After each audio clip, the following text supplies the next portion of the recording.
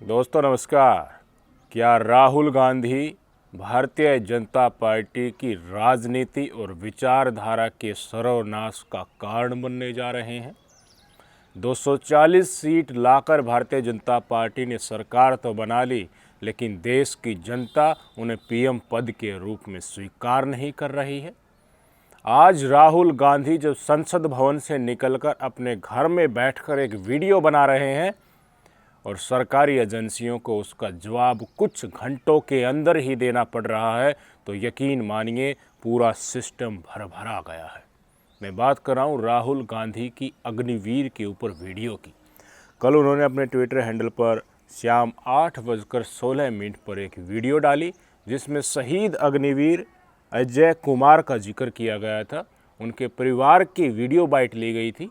राहुल गांधी ने उनके परिवार के सदस्यों के साथ पहले मुलाकात की थी और संसद सत्र में राहुल गांधी ने जब अपना पक्ष रखा, देश के अनेक मुद्दों के ऊपर बोला, उसमें अग्निवीर के ऊपर भी गृह मंत्री अमित शाह और रक्षा मंत्री राजनाथ सिंह के साथ बहस हुई थी।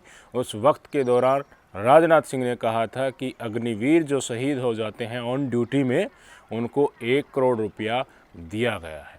इस मसले के ऊपर परिवार सदस्यों ने, जो डिसीज्ड अग्निवीर है, उन्होंने बताया था कि हमें कुछ नहीं मिला है। पंजाब सरकार ने मदद की है, लेकिन केंद्र सरकार की तरफ से कोई मदद नहीं हुई है। हो सकता है उसके बाद उनकी मदद हो गई हो, लेकिन राहुल गांधी ने परिवार के सदस्यों से बातचीत की।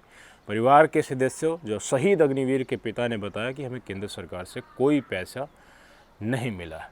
वीडियो डाली सोशल मीडिया के ऊपर। 2 घंटे से भी कम समय में इंडियन आर्मी का जो ट्विटर हैंडल चलाता है उसका दफ्तर खुलता है, दिल्ली से घंटी बजती है। सारे रिकॉर्ड अजय कुमार के, जो शहीद हो चुके हैं, हम शहीद ही कहेंगे, लेकिन भारतीय सेना और मोदी सरकार के टर्म में वो शहीद नहीं हैं, सारे कागजात देखकर, अकाउंट खंगालकर, ट्रांसैक्शन देखकर बताया जाता है कि 2 पार्ट में पैसे आने हैं। एक पार्ट में पैसे दे दिए गए हैं और दूसरा पार्ट पुलिस वेरिफिकेशन के पास दिया जाएगा।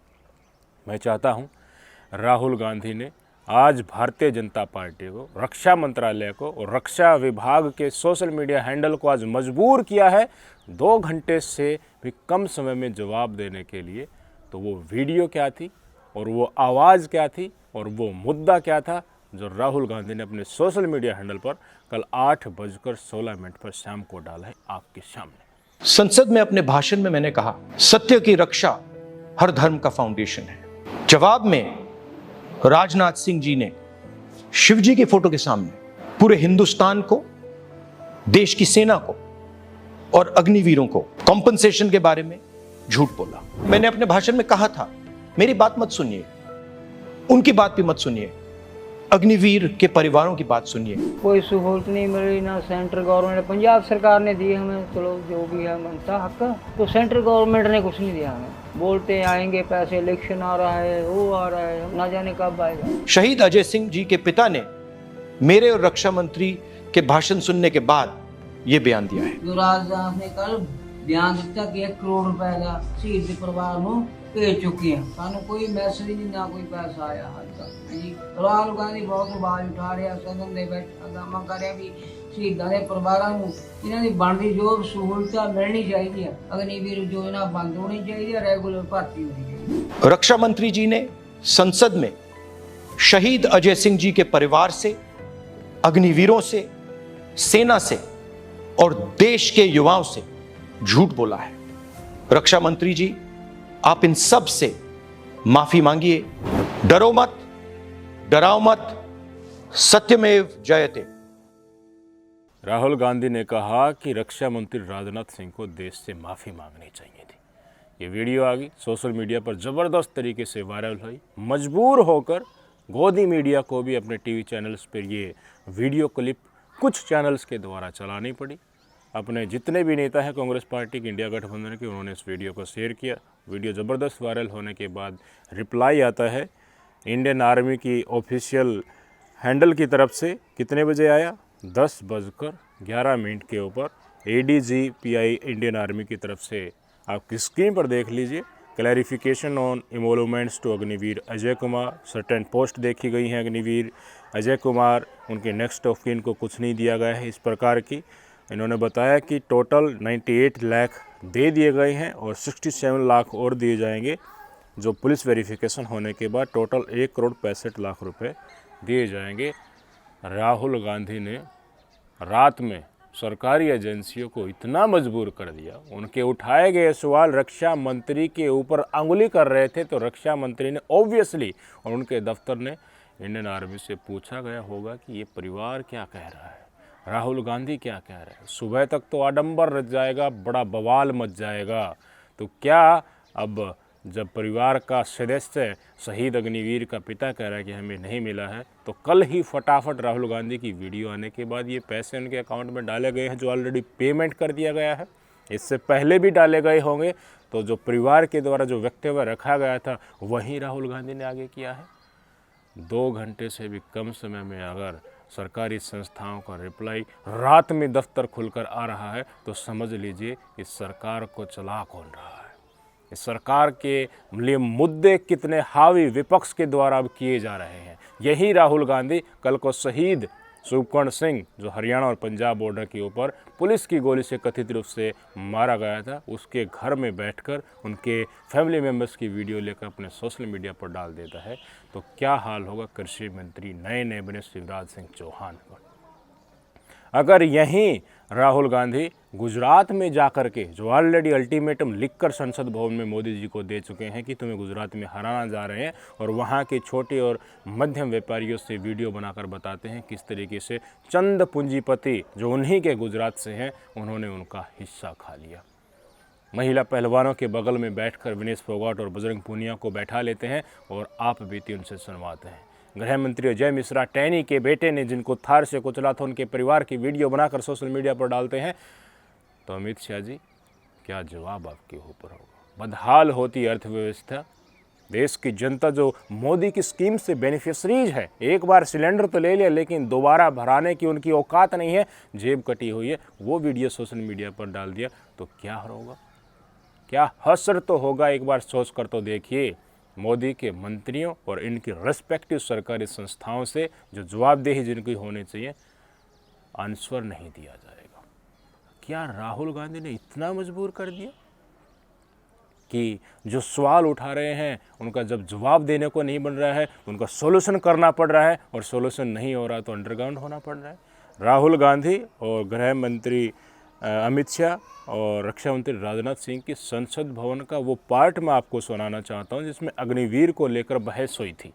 राजनाथ सिंह लगातार दलीलें देते रहे कि अमेरिका जैसे देशों में भी ये चलती हैं, हमने कई संस्थाओं से लगातार बातचीत की, उसकी बार स्कीम लेकर आए गए हैं। राहुल लगातार कहते रहे कि ये इंडियन आर्मी की योजना नहीं है, ये पीएमओ की योजना है। उधर सब्सटेंशिएट करने के लिए अमित शाह दबाव डालते रहे, राहुल गांधी कहते रहे, और लास्ट में स्पष्ट कर दिया कि आपको अच्छी लगती है अग्निवीर आप रखो, लेकिन हम आएंगे तो इसे ख़त्म कर देंगे। छोटे से घर में अग्निवीर शहीद हुआ, लैंडमाइन ब्लास्ट में शहीद हुआ। मैं उसे शहीद कह रहा हूं, मगर हिंदुस्तान की सरकार उसे शहीद नहीं कहती है। नरेंद्र मोदी उसे शहीद नहीं कहते हैं, नरेंद्र मोदी उसे अग्निवीर कहते हैं। उस घर को पेंशन नहीं मिलेगी, उस घर को कंपनसेशन नहीं मिलेगी, शहीद का दर्जा नहीं मिलेगा। और बेचारे बैठे हुए थे, 3 बहनें थी, एक साथ बैठी हुई थी, रो रही थी। फिल्म स्टार जैसी फोटो थी उस लड़के की, फिल्म स्टार, बॉलीवुड स्टार की फोटो थी। मैं सोच रहा था, देखो इस युवा ने जान दी। स्पीकर सर,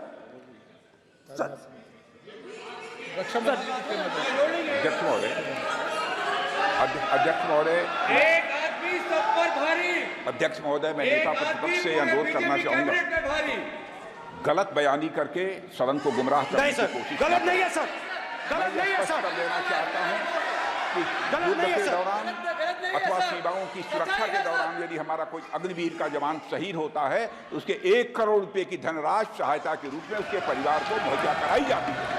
इस प्रकार की गलत बयानी से सभी को गुमराह करने की कोशिश नहीं की जानी चाहिए। संसद में राजनाथ सिंह जी की एक राय है, मेरी एक राय है। सच्चाई अग्निवीरों को मालूम है, हमें बोलने की जरूरत नहीं है। अग्निवीर को किस चीज का सामना करना पड़ता है, शहीद का दर्जा मिलता है या नहीं मिलता है, कॉम्पनसेशन मिलता है नहीं मिलता है, पेंशन मिलती है नहीं मिलती है, वो उसको मालूम है। पॉइंट ऑफ ऑर्डर है मान्यवर।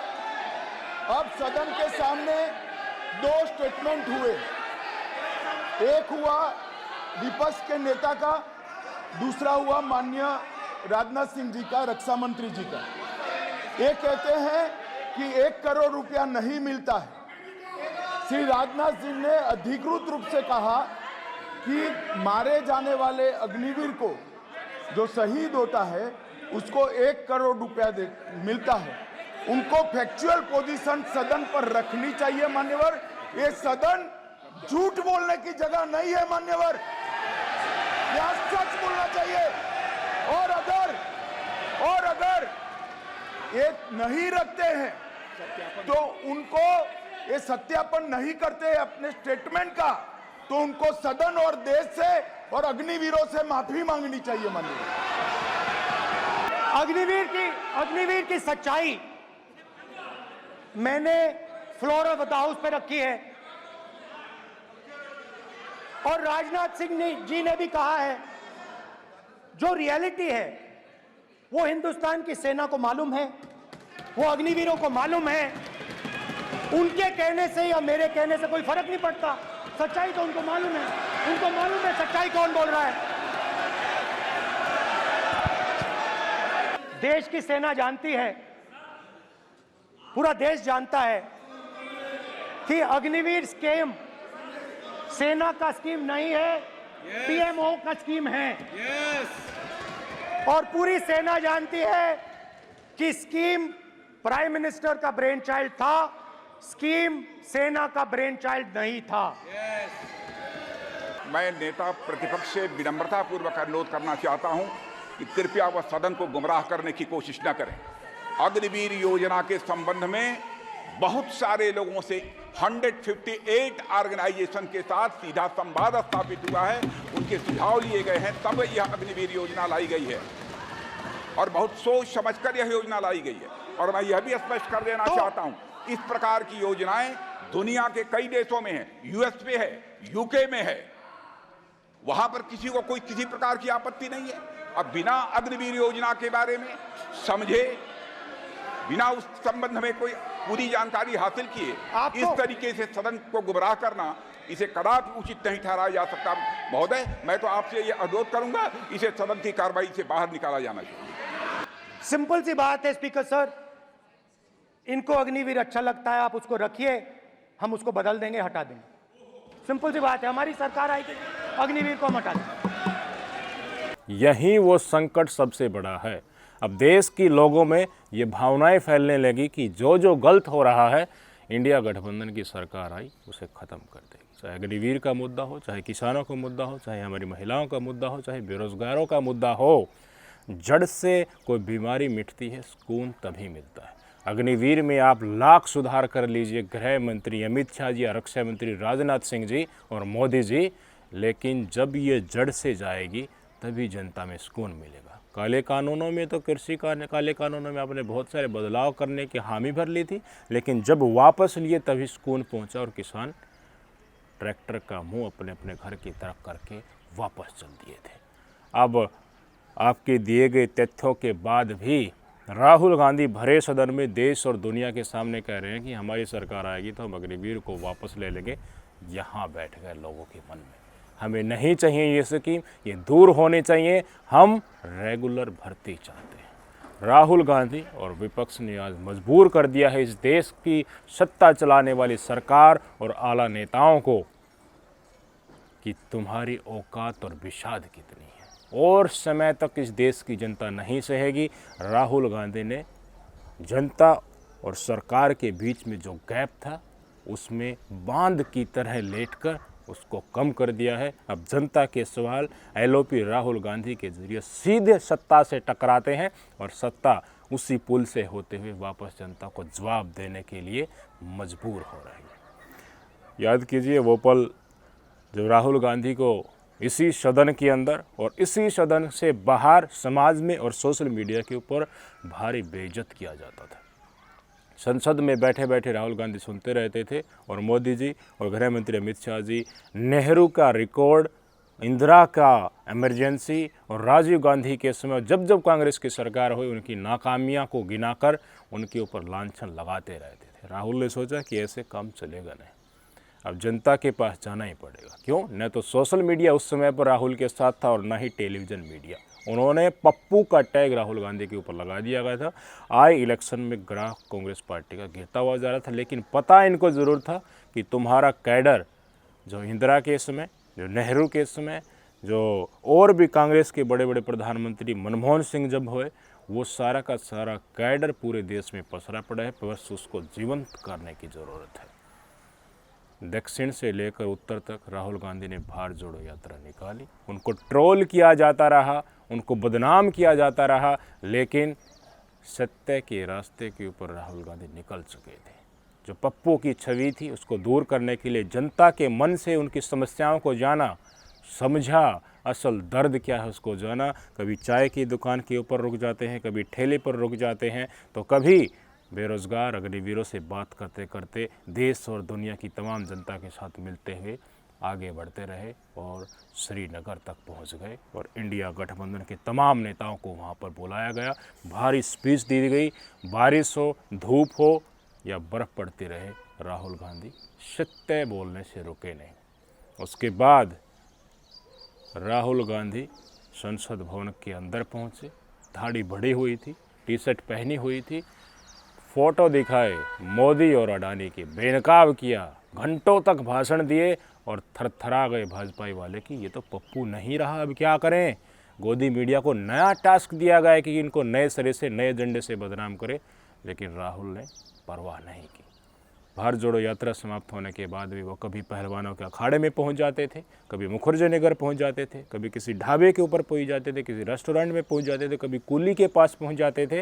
राहुल गांधी ने जन संवाद लगातार जारी रखा और उसके बाद शुरू कर दिया पूर्व से पश्चिम की भारत न्याय यात्रा। इंडिया गठबंधन ऑलरेडी बन चुका था, कई मीटिंग हो चुकी थी, जनता से सरोकार बनता गया। भारतीय जनता पार्टी की सरकारों में उन्हें हाईवे से निकाल दिया गया, लेकिन जहां इंडिया गठबंधन की सरकार थी वहां बढ़िया सरोकार देश की जनता के साथ बना। ऑटोमेटिकली भीड़ भारी संख्या में इनके साथ जुड़ने लगी और नतीजा ये हुआ, भारत जोड़ो न्याय यात्रा के बाद राहुल गांधी ने जो मैनिफेस्टो बनाया, अलग अलग वर्ग के लिए जो न्याय देने की बात की, वो यहाँ पहुँच गए और एक झटके में भारतीय जनता पार्टी के 400 पार का नारा जमींदोज हो गया। पूरे चुनाव प्रचार के दौरान राहुल गांधी जी कहते रहे कि हमारी सरकार आएगी, सेना को न्याय देंगे, महिलाओं को न्याय देंगे, किसानों को न्याय देंगे, बेरोजगारों को न्याय देंगे, छोटे और मध्यम उद्यमियों को न्याय देंगे जो इस देश की अर्थव्यवस्था की रीढ़ है। किसानों को MSP देंगे, C2+50% वाला, कर्ज माफ़ी करेंगे, जवानों को रोज़गार देंगे। एक रोड मैप पूरा का पूरा डेडलाइन जारी कर दे कि हमारी सरकार बनते ही हम इतनी नौकरी देंगे, इतनी वैकेंसीज खाली हैं, इस तारीख तक हम ज्वाइनिंग भी कर देंगे। देश की जनता को लगा कि हाँ, भारत जोड़ो यात्रा और भारत जोड़ो न्याय यात्रा के दौरान राहुल गांधी के सामने जो हमने बात रखी थी वो पहुंच गई है और उनका समाधान होने वाला है। नतीजा आप सबके सामने हुआ। 303 से भारतीय जनता पार्टी झटक कर 240 पर जा पहुंची और 99 के ऊपर कांग्रेस पार्टी और समाजवादी पार्टी तीसरी बड़ी पार्टी बनकर 37 सीटों के साथ उभरी और इंडिया गठबंधन मजबूत और बलशाली और अच्छे विपक्ष के तौर पर LOP राहुल गांधी को संसद के भवन के अंदर स्थापित कर दिया गया। और आज यही राहुल गांधी चुनाव में सत्ता नहीं बनाने के बाद भी अगर विपक्ष में बैठा हुआ है तो सरकार को सही तरीके से सही काम के लिए देश की जनता की आकांक्षाओं के अनुरूप चलने के लिए मजबूर कर रहा है, तो आज भारतीय जनता पार्टी खड़ी कहाँ हुई? क्या 240 सीटें जो भारतीय जनता पार्टी को मिली है वो नैतिकता से मिली है? मुझे लगता है कि आप कुछ तस्वीरें देख लीजिए। संसद भवन के अंदर राष्ट्रपति जी का भाषण हुआ, राहुल गांधी ने भी भाषण दिया और प्रधानमंत्री मोदी जी ने भी दिया। राहुल गांधी के संसद टीवी के ऊपर भाषण को कितने लोगों ने देखा आप सबके सामने? इसके कंपैरिजन में प्रधानमंत्री मोदी जी के जवाब को संसद टीवी के ऊपर कितने लोगों ने देखा, ये भी आप सबके सामने। इतना फ़र्क क्यों है? कोई तो सरकार में बैठा है, 240 सीटें लेकर आए और आज सोशल मीडिया के ऊपर राहुल गांधी प्रधानमंत्री मोदी को पिछाड़ रहे हैं अब से नहीं, जब से चुनाव प्रचार के दौरान घटनाक्रम सामने आए, भारत जोड़ो यात्रा के अंदर राहुल गांधी जी पैदल चलते गए, तब से ये प्रदर्शन देखने को मिल रहा है। तो 240 सीटों में झोल क्या है? क्या देश की जनता ने चाहा था कि ये सत्ताधीश बने? क्या धांधली की आशंकाएं यहाँ पर नहीं लगाई जा सकती? और मुझे बताइए, जब आज संसद भवन के अंदर खड़े होकर राहुल गांधी कह रहे हैं कि तुम हिंदू हो ही नहीं, हिंदू का मतलब भाजपा, हिंदू का मतलब आरएसएस, हिंदू का मतलब नरेंद्र मोदी नहीं है, तो इनकी साख ही क्या बची, इनकी विचारधारा ही क्या बची, इनका एजेंडा ही कहाँ बचा? लिख कर दे दिया कि गुजरात में तुम्हें हराने जा रहे हैं। तो मुझे बताइए, जो आय की असमानता और पूंजीपतियों को सारे संसाधन लुटाकर छोटे और मध्यम उद्यमियों और व्यापारियों को ख़त्म किया गया, रोज़गार ख़त्म कर दिए, पीएसयू ख़त्म कर दिए, नए पीएसयू नहीं खुल रहे हैं, सारे संसाधन अपने पूंजीपति मित्रों को बांटकर भारी चंदा लूटा जा रहा है, चुनी हुई सरकारों को गिराया जा रहा है, अग्निवीर थोपकर सेना को प्राइवेट कर दिया जा रहा है। आए दिन पेपर लीक की खबरों से इस देश की युवा आत्महत्या करने के लिए मजबूर हो रहे हैं। ये देश जिसका वादा इस सत्ताधीश ने किया था कि विकसित होने की दिशा में बढ़ रहा है, तो विकास हो किन का रहा है? इस देश की आम और मध्यम परिवार के बीच में जाकर अगर आप पूछें कि पहले और अब में फ़र्क क्या है, तो कहेंगे कि जेब कट गई है, महंगाई बढ़ गई है, बच्चों की फीस तक नहीं भर पा रहे हैं, लेकिन अडानी अंबानी की पूंजीपति शीर्ष अमीरों में शुमार होती जा रही है। यही राहुल गांधी अगर आपको कहते हैं कि इन्होंने कुछ चुनिंदा 4, 5, 10 अरबपति बनाए, मैं लाखों करोड़पति बनाऊंगा, तो वो जनता में वो बात पहुंचेगी क्यों नहीं, उसे स्वीकृति क्यों नहीं दी जाएगी? यही राहुल गांधी संसद के पटल पर कहते हैं कि हमारी सरकार आ गई तो बात खत्म, बहस खत्म, हम अग्निवीर को दूर कर देंगे।